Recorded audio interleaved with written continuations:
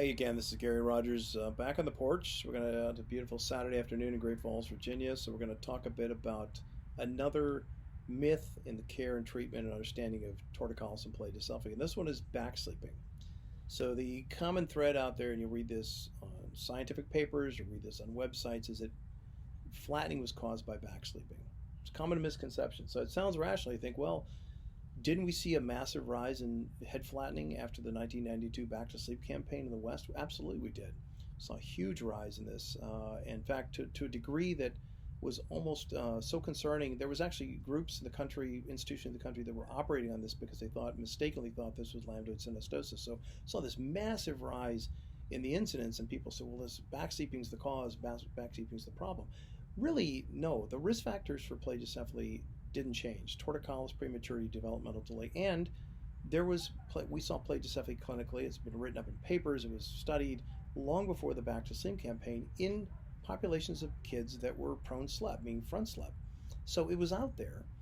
In fact, the guy who developed the molding helmet that people use now, Sterling Claren, developed that and wrote the paper in 1979.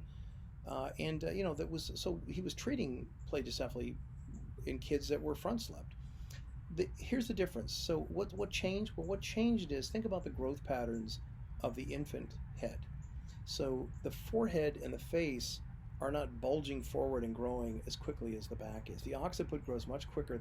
Most of the growth relative to the frontal facial plane is going backwards. That makes sense? So the face is growing slowly, the forehead's growing slowly. If it weren't, their forehead would be protruding out as big as the occiput is. But if you ever look at a newborn, their occiput is very large, very protrusive, and overdeveloped relative to the rest of the cranium. So if you think about how flattening occurs because you have an object growing against an external resistance, an external force. That force being the bed in an infant head is much like a pumpkin growing in a field. If it's growing against the ground, the external force is the ground against which it lays. It's Newton's law, equal and opposite forces.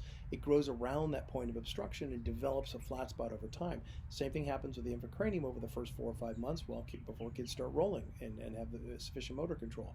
So if the back is growing far faster and displacing more growth faster than the front, you're going to see a massive rise in trajectory of flattening. So kids front slep, flattening may occur at this trajectory, and kids who are back slep occur like this. And so we see a lot more kids reaching the threshold where the flattening would be noticed. So there may be as many kids getting flat, but the degree of flatness is much higher in kids that are back slept.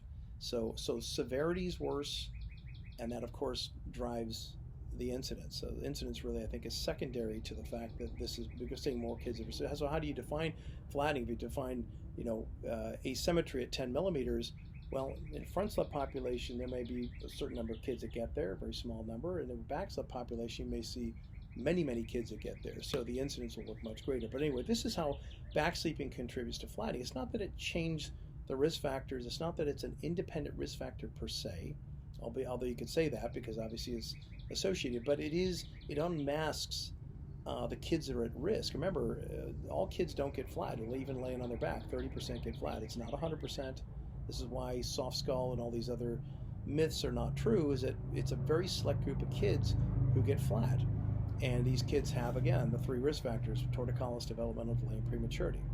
Okay? Until next time.